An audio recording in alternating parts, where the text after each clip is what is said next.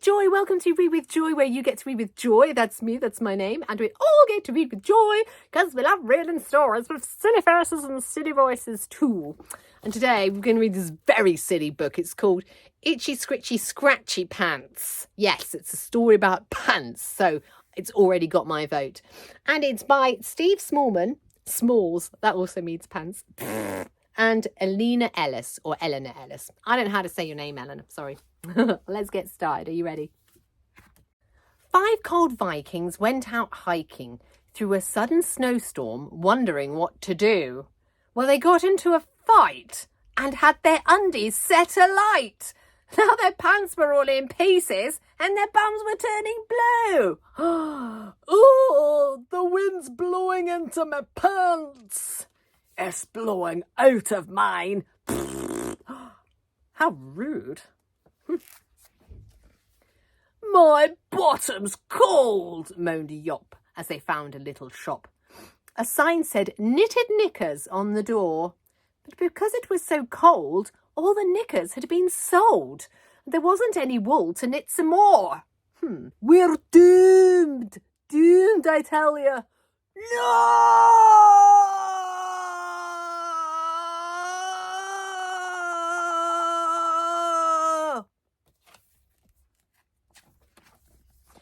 Slightly overdramatic, I fear. But the knicker lady said, "At the summit of Mount Dread, there's a yeti who's mysterious and clever. So, if you bring me a sack of the fur from his back, then I'll knit you all the warmest knickers ever." Well, she's not called the knicker lady of the month for nothing, I don't think. In the forest of despair, our brave Vikings met a bear, plus a pack of wolves who rushed in to attack. Harold gave the wolves a shock with a well-aimed stinky sock. And the bear just hugged Grim, and Grim just hugged him back. He wants a cuddle. He wants a bear hug. As the Vikings, out of breath, rowed across the sea of death, they were swallowed by a massive monster trout. So then Loggy started whacking it and kicking it and smacking it until the fish felt sick and spat them out. Delightful.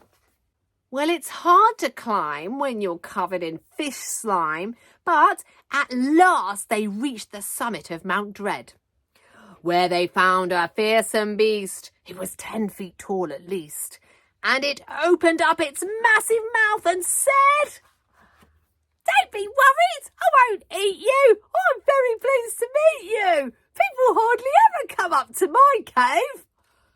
Bushy Bigbeard gave a shout, whipped his yeti clippers out, and said, "Come on, gang, let's give this guy a sheave." It says danger, thin ice. What do you think's going to happen next? Then their feet began to slide. "Oh, be careful," Yeti cried. "If you fall into Lake Doom, it won't be nice." Well, they did fall in, and when the Yeti pulled them out again, they were frozen into massive blocks of ice. Brrr. Ice to see you, baby.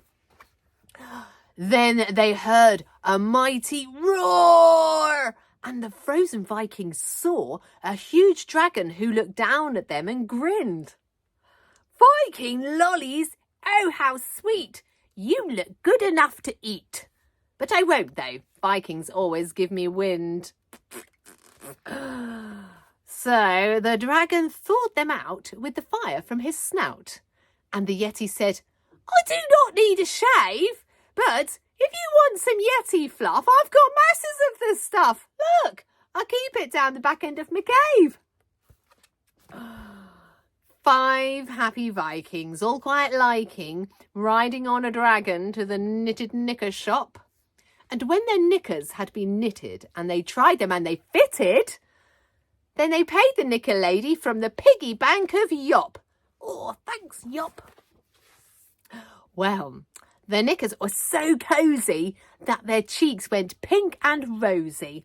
Then My bottom's gone all ouchy, Harold cried.